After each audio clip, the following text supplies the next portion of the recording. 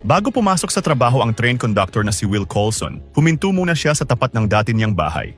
Mula sa malayo, pinagmasdan niya ang asawa at anak. Isang maling desisyon ang nagdulot ng restraining order. Pansamantala lang daw, pero masakit pa rin. Desidido si Will na ayusin ang buhay niya. Kaya nagmaneho na siya mula Stanton papunta sa Brewster Yard sa South Pennsylvania, ang himpilan ng tren. Doon, makikilala niya ang partner niya ngayong araw, si Frank Barnes. Nakita niya ito sa grupo ng mga veteranong railroad engineer. Napansin ni Will ang kakaibang tingin ng isa sa mga lalaki. May problema ba? Tanong niya. Umiling ang lalaki. Wala, ayaw ko lang magtrabaho sa daycare, sagot nito. Walang bilib sa batang konduktor. Ako rin, balik ni Will. Ayaw ko ring magtrabaho sa retirement home. Agad pinutol ni Frank ang tensyon. Pinauna na niya si Will sa tren. Alam niyo ba kung paano siya na-hire dito? Isa siyang Coulson, kwento ng kasamahan ni Frank. May tiyuhin sa ibang istasyon. May kapatid na lead welder. Buong pamilya, taga Stanton. Pagdating sa tren, kinausap ni Frank si Will. Isa lang ang patakaran ko. Kung may gagawin ka, gawin mo ng tama. Kung hindi mo alam, itanong mo sa akin. 4 na buwan pa lang mula nang matapos ang training ni Will. Si Frank naman, 28 taon na sa Riles. Bihasa na sa pagmamaneho ng tren. Samantala, sa Fuller Yard sa Northern Pennsylvania, may hindi inaasahang problema. Inutusan sina Dewey at Gillis na ilipat ang train 777. May 37 itong bagon. Halos kalahating milya ang haba. Nakaharang ito sa dadaanan ng ibang tren. Isa sa train na paparating, sakay ang mga batang nag-field trip. Kaunti na lang ang oras. Binuhay na ni Dewey ang makina. Si Gillis naman, nag-i-inspection sa labas. Hindi mo na ikabit ang air brakes, sigaw ni Gillis. Pero binaliwala siya ni Dewey. Mamaya na yan, pag nakapark na. Umandar ang tren. Pero pagdating sa likuan, may panibagong problema. Hindi na ilipat ang switch sa tamang riles. Paatras mo muna, sigaw ni Gillis, sabay takbo para ayusin ang switch. Pero ayaw nang maghintay ni Dewey. Tatalo na lang ako, sabi niya sa radyo. Isang maling segundo, isang maling desisyon, at hindi na niya ito mababawi. Hindi siya napigilan. Sinet niya ang tren sa independent at moderate power. Pagkatapos, bumaba siya.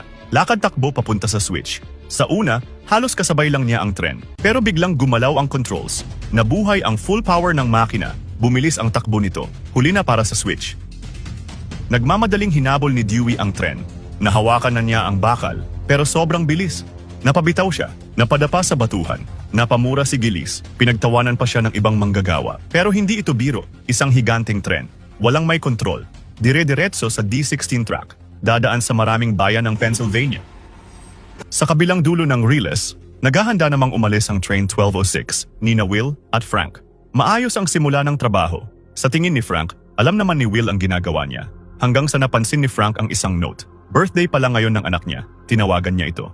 Sorry, hindi ko nakalimutan. Nagmamadali lang talaga ako kanina. Pero pinatayan siya ng tawag. Nabaling kay Will ang inis ni Frank. Bakit hindi pa umaandar? Tanong ni Will sa radyo. Baligtad ang pagkakalagay mo, sagot ni Frank. Sabay turo ng tamang paraan. Nang makasakay si Will, sinabi ko na sa'yo, kung hindi mo alam, magtanong ka, sabi ni Frank. Pero pagod na si Will. Palagi na lang kailangang patunayan ang sarili dahil baguhan siya. Ganito talaga sa retirement home, sabi ni Frank. Gusto nang tanggalin ng kumpanya ang matatandang tulad namin at ibigay ang trabaho sa inyo, mga baguhan. Sa Fuller Yard naman, masayang bumaba ng kotse ang yardmaster na si Connie Hooper. Siya ang in-charge sa himpilang ito. May dala pa siyang donuts para sa mga bata sa field trip. Pero paglapit niya, masamang balita ang sumalubong. Galing kina Dewey at Gillis. Nag-init ang ulo ni Connie. Paano nangyari ito?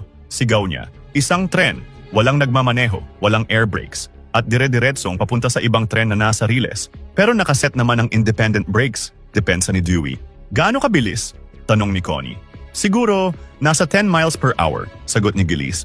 Agad silang inutusan ni Connie. Habulin nyo, ngayon na. Sa loob ng opisina, kumilos siya agad. Pinatawag ang tren ng field trip. Pinaliko ito sa pinakamalapit na siding.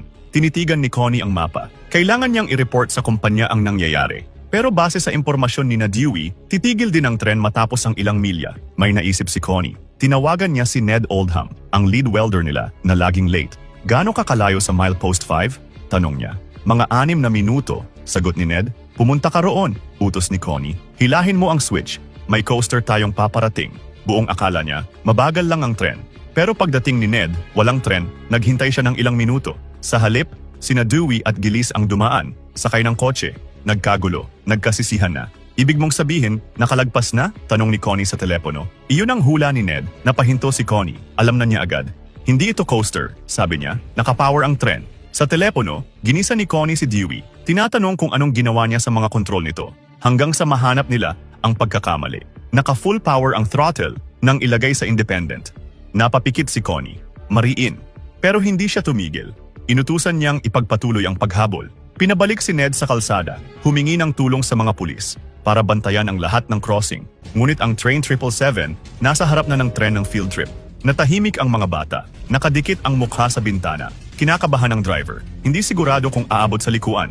Ilang segundo na lang, nagsigawan ang mga bata. Namamangha. Halos magkadikit na ang dalawang tren. At sa loob ng ilang segundo, walang nakakaalam kung makakaligtas ang mga bata. Sa huling sandali, nakaliko sila. Ligtas. Samantala, tuloy-tuloy ang biyahe ni Will at Frank. Nagtanong si Frank tungkol sa pamilya ni Will. Kasal na raw siya, pero ayaw magkwento. Binalik ni Will ang tanong. Nakwento nito na patay na ang asawa ni Frank. Cancer. May dalawa siyang anak, parehong waitress. Nauwi sa saglit na tawanan. Pero sa susunod na istasyon, tumawag ang kapatid ni Will. May masamang balita. Na-extend ng 30 araw ang restraining order. Nanlumo si Will, isang buwan na naman na malayo sa anak niya. Narinig pa niya si Frank sa radyo. Ibaba mo na yung telepono. Utos niya, ayusin mo ang brake. Umakyat ka na rito. Walang imik na sumunod si Will. Ngunit dahil sa gulo ng isip, nagkamali siya. Sa halip na 20 bagon, 25 ang naikabit. Mapang-asar ang boses ni Frank. Nang huhusga, sumabog si Will. Kung hindi ka laging nakabantay sa akin, mas nagagawa ko sana ng tama ang trabaho ko. Ako pa ang sinisisi mo? Tawa ni Frank, na uwi sa mainit na sagutan. Nag-training ako, okay? Giit ni Will. Nasa totoong mundo na tayo, sagot ni Frank. Sa training, mababang marka lang ang makukuha mo. Dito, mamamatay ka? Ang hindi nila alam, papalapit na sila sa tunay na trahedya. Biglang tumawag ang dispatch. 12:06, lumiko kayo sa susunod na siding. Utos sa kanila. May kasalubong silang tren.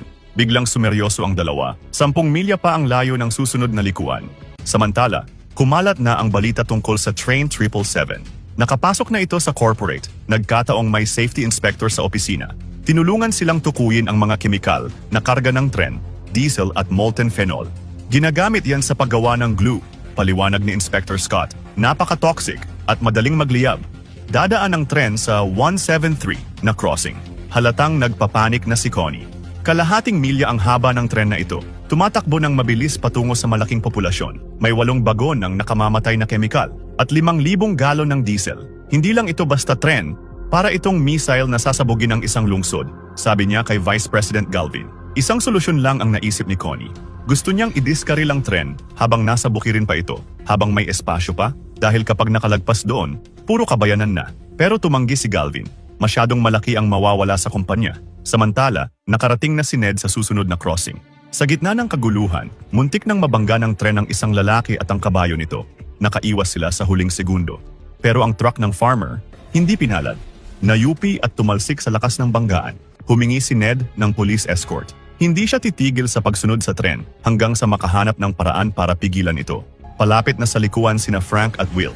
Pero ayaw lumiko ni Frank. Hindi tayo kasya. Masyadong mahaba ang tren, sabi niya. Nagkaroon ng pagtatalo. Ayon sa files ni Will, kasya sila. Pero mas sanay si Frank. Alam niya ang riles. Magkakasya sana sila kung hindi lang sumobra ng bagon si Will.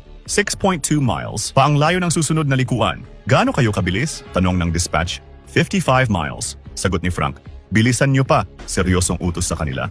Nakapower ang kasalubong niyong tren, kinabahan si Will. Gusto na niyang lumiko. Babangga tayo, sabi niya.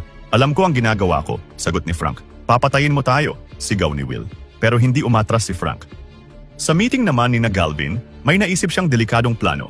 Napapanood na ng buong Pennsylvania ang galaw ng tren mula sa balita. Nasa 70 miles per hour na ang bilis nito. Sa susunod na likuan, may isang engine na naghihintay. Minamaneho ng veteranong si Judd Stewart. Nang dumating ang 777, inunahan niya ito, isinugal ang sarili. Susubukan ni Judd na pabagalin ang tren. May helicopter sa itaas. Kapag bumagal na ang 777, ibababa ang isang Marine veteran para makasakay at kontrolin ito. Pigil hininga ang lahat. Unti-unting pinreno ni Judd ang engine niya hanggang bumangga ang 777 sa likod nito. Paulit-ulit. Parang nag-aapoy ang riles. Unti-unting bumagal ang tren. Dahan-dahang ibinaba ng helicopter ang isang lalaki. Lumapat ang mga paa niya sa bubong. Pero biglang, isa pang banggaan. Wala na itong malay. Muli siyang hinila pa itaas ng chopper. Biglang bumalik ang buong lakas ng 777. Hindi na ito mapigilan ni Judd. Parang tinutulak na lang ang engine niya. Inutusan siyang lumiko ng dispatch. "Huwag!" sigaw ni Inspector Scott. "Masyadong mabilis!" Pero hindi sila naririnig. Lumiko ang engine ni Judd. At dahil sa puwersa ng 777, tumagilid ito at tuluyang dumiskaril. Sumabog. Nagliya. Halos maiyak si Connie sa galit. Kalahating milya mula sa likuan, natatanaw na nina Frank at Will ang 777. "Bakit ka pumipreno?" Nag-aalalang tanong ni Will. "Magtiwala ka sa akin.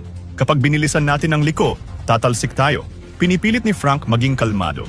Sakto ang timing. Lumiko sila habang rumaragasa ang 777. Tahimik na nagdasal ang dalawa na maitawid lahat ng bagon. Pero sumabit ang dulo nito.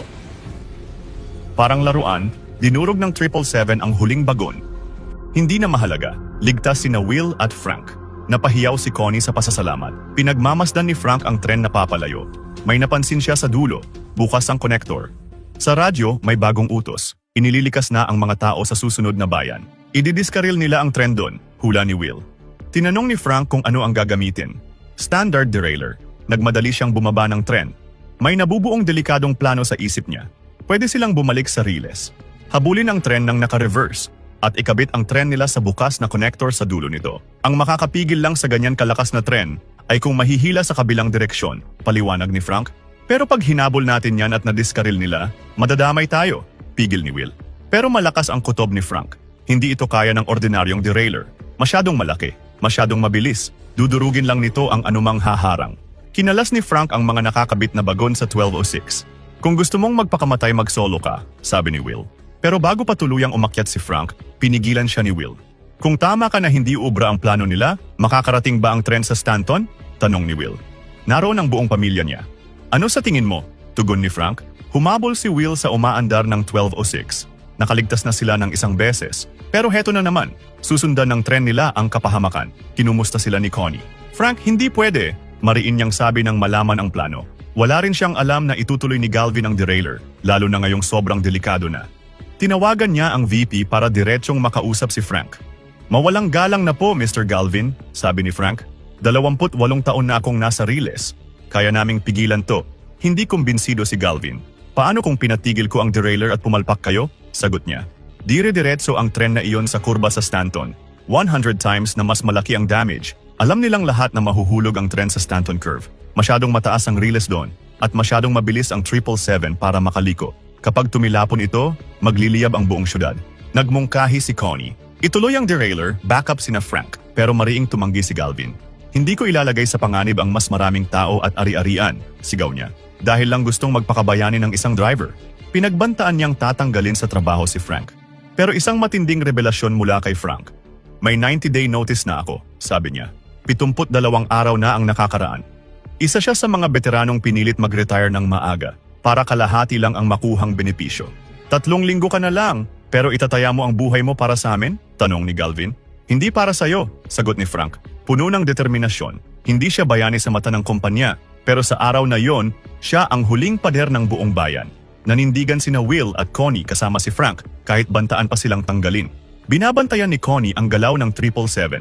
Papalapit na ito sa Arklow. Malayo pa rin ang 1206. Habang humahabol sila, nagkwento si Will. Dahil sa selos at maling hinala, tinutukan niya ng baril ang isang pulis. Doon nagsimula ang restraining order. Hinikayat siya ni Frank na tawagan ang asawa. Ilang linggo na niyang sinusubukan. Walang sumasagot. Habang humaharurot ang tren, ang iniisip lang ni Will. Isang batang naghihintay sa ama na baka hindi na makauwi. 1 milya na lang ang pagitan ng 1206 at ng 777. Mas binilisan ni Frank. Samantala, may malupit na ideya ang mga pulis. Sinubukan nilang barilin ang safety switch sa labas ng tren. Pinaulanan ng bala ang 777, pero napakaliit ng button. Walang tumama. Muntik pa nilang mabutas ang tangke ng gasolina. Sa labas ng Arklow, nakakabit na ang malalaking bakal na pangdiskaril. Papalapit na ang 777. Papalapit din sina Frank. "Maglagay kayo ng kaunting distansya," babala ni Connie kung sakaling magkaroon ng pagsabog. "Hindi, Connie. Kapag binagalan namin ngayon, hindi na kami aabot," sagot ni Frank. Nakabantay ang mga pulis at bumbero sa Arklow. Nasa itaas ang mga helicopter ng balita. Dadaan na ang tren sa mga ikinabit nilang bakal na derailleur. Sunod-sunod na pagsabog, ngunit hindi gaya ng inaasahan. Tumalsik lang ang mga bakal, tumama sa mga kotse sa paligid. nagliyab ang mga sasakyan. Tama nga si Frank. Ngayon, sila na lang ang pag-asa. Sa telebisyon, kabadong nanonood ang mga anak ni Frank. Ganon din si Darcy, asawa ni Will. Mahigpit niyang niyakap ang anak nila. Tahimik. Pero puno ng takot. 70 miles per hour na ang takbo ni na Frank. May payo si Inspector Scott. Kapag nakakabit na kayo sa 777, mas may tsansa kung salita ng throttle at preno. Pero nag-alinlangan si Frank. Ang plano niya, tuloy-tuloy lang. Walang preno. Kailangan ng purong lakas. Kalahating milya na lang ang layo. Nag-volunteer si Will na magsenyas. Delikado sa bilis ng takbo. Pero desidido siya. Lumabas siya ng tren, hawak ang radyo. Sinusubukan siyang tawagan ni Darcy. Pero hindi na siya marinig ni Will. Malakas ang hangin. Sumenyas siya. 10 bagon na lang. Heto na! Sigaw niya. 3, 2, 1. Nagbanggaan ang 1206 at 777. Nabutas ang huling bagon. Sumabog ang mga butil ng palay. Wala halos makita si Will. Konektado na ba? Tanong ni Frank. Nag-thumbs up si Will. Pero may napansin siya. Hindi pala nag-lock ang connector. Hindi gagana ang plano nila kung ganito. Subukan mong bumaba at ikabit ng maayos. Mag-ingat ka, turo ni Frank. Tumalon si Will sa pagitan ng dalawang tren. Sinipa niya ang lock. Hindi gumana. Mas bumaba pa siya. Inabot ng kamay ang lock. Buong lakas niyang ibinaba. Hindi na niya naririnig ang mga tawag ni Frank sa radyo. Biglang nag-lock ang mga connector. Naipit ang paa ni Will. Napasigaw siya sa sakit. Nawala ng balanse. Sa bilis ng tren at sa dami ng lumilipad na butil, kung bumitaw siya, mamamatay siya. Kung manatili, baka ganun din. Hindi na siya makita sa telebisyon. Nagdarasal si Darcy. Namumuo ang luha sa mga mata. Desperadong tinatawag ni Frank ang pangalan ng kasamahan. Muling nakita si Will sa kamera, nakabitin sa mga bakal, pinipilit bumangon. Sa wakas, naitayo niya ang sarili. Pilit hinila ang katawan pabalik sa 1206. Duguan ang paa, paika-ika siyang bumalik kay Frank. Hinagisan siya ng pangtali sa sugat. Ngayon, si Frank naman ang kikilos. Nakakabit na sila sa 777. Pero, 75 miles per hour pa rin ang bilis. Ayon kay Connie, 4 na milya na lang bago ang Stanton. Para makaliko ng ligtas, kailangang bumagal ang tren. Inalis ni Frank ang reverse. Pinantayan ang bilis ng 777 para na itong tug of war. Nakatodo ang throttle, pero walang epekto. Nagdesisyon si Frank na subukan ang payo ni Inspector Scott. Salita ng arangkada at preno. Unti-unti, bumabagal ang tren. 50 miles per hour. Napangiti si Frank. 30 na lang, sabi ni Connie. May handang tumalon kapag nasa 20 na lang ang bilis nyo. Sabihin mo maghanda na sila, confident na sagot ni Frank. Pero masyado pang maaga para magdiwang. Mula sa 40, tumataas naman sila papuntang 50. Nahihila tayo, masyadong mabigat, sabi ni Frank. Nasa 60, na ulit sila. Connie, masyado kaming mabilis, report ni Frank. Hindi maaari. Ayon kay Connie, 15 lang ang limit ng curve. Siguro kakayanin hanggang 20 o 25. Sa gitna ng tensyon, may naisip si Will. Ang preno ng bawat bagon, biglang sabi niya. May handbrake ang bawat isa, baka makatulong. Tatayo sana si Will, pero pinigilan siya ni Frank. Ako na, dito ka sa makina. Tinuro niya ang gagawin. Tahimik si Will. Huwag kang maging sentimental, biro ni Frank. Mas lalo lang akong kinakabahan. Hindi alintana ang bilis ng tren. Mano-manong pinihit ni Frank ang brake sa dulo ng bagon. Pagkatapos, umakyat siya sa ibabaw. Tumakbo papunta sa kasunod at inulit ang proseso. Humahanga ang lahat sa buwis buhay na misyon ng train driver na ito. Itinataya ang sariling kapakanan para sa nakararami. Sa kabila ng karanasan, sa kumpanyang hindi lumalaban ng patas, patuloy rin si Will sa pagkontrol ng makina. 40, 35, hindi biro ang puwersang nilalabanan ng 1206. At hindi na rin ito makakayanan ng matagal. Bumababa sila sa 20, pero sa sunod na preno ni Will, may sumabog. Nahampas niya ang control sa galit. Bumigay na ang preno ng 1206. Frank, wala na tayong preno, sigaw ni Will sa radyo. Bumibilis na naman sila kung kailan napakalapit na ng curve. Kalmadong tinanaw ni Frank ang papalapit na kapahamakan at pinutol ang pagpapanik ni Will. Hawakan mo lang ang independent. Hintayin mo ang direksyon ko. Liliko na sila. Pabilis ng pabilis ang tren. Ngayon na, kabigin mo ang independent. Lahat ng puwersa na kaya mo. Sigaw ni Frank, agad sumunod si Will. Tumagilid ang tren. Kumiskis sa harang ng riles, tumalsik ang mga bakal. Isa pa, Will.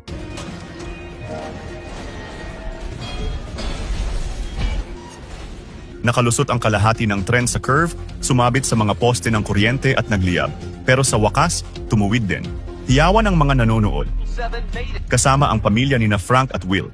Sandali silang nagdiwang. Pero hindi pa tapos. Nakalusot lang sila sa isang balakid, Pero ang tren, ayaw pang sumuko. Kailangang mapatigil ang 777, ngunit mas bumibilis pa ito. 60, 80. Hindi na tinag si Frank at tumawid sa mga bagon. Kung makarating lang siya sa unahan, makokontrol niya ito. Pero napigilan siya ng isang malaking gap. Will, mukhang hindi ko kakayanin, sabi niya sa radyo. Napasigaw si Will, nawawala na ng pag-asa, kaunti na lang sana. Pero biglang umalingaw-ngaw ang sirena ng mga pulis. Sa gitna nila, ang pulang truck ni Ned. Nakahabol pa rin sa 777. Hindi makapaniwala si Connie.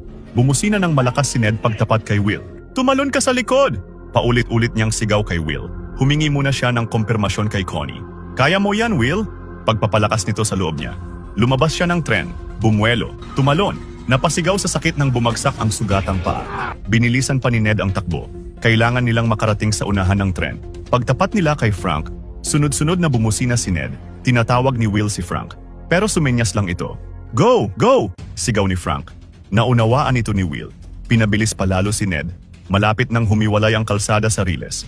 Sa wakas, pumantay sila sa 777. Tumayo si Will at naghandang tumalon. Pero masyadong malayo. Sinikap ni Ned na pumantay ulit. Ngayon na, sigaw niya kay Will. Talon na! Talon! Kapos ang talon ni Will. Mahigpit siyang kumapit sa mga bakal para hindi tuluyang mahulog. Sinikap niyang hilahin pataas ang katawan.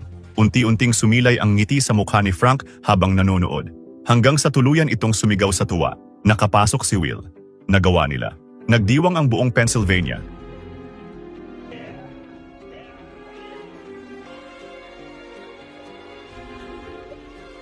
Tinodo ni Will ang preno. At dito na natapos ang paglalakbay ng halimaw na tren. 2 ordinaryong manggagawa ang naging bayani sa araw na iyon. Ipinaubaya nila kay Ned ang atensyon ng media at masayang bumalik sa kani-kanilang pamilya. Sa wakas, nakilala nila si Connie, hindi lang bilang boses sa radyo. Sa totoong buhay, na-promote si Frank at ngayoy retirado na. Patuloy na lumalaki ang pamilya ni Will at pinalitan ni Connie si Galvin bilang vice president.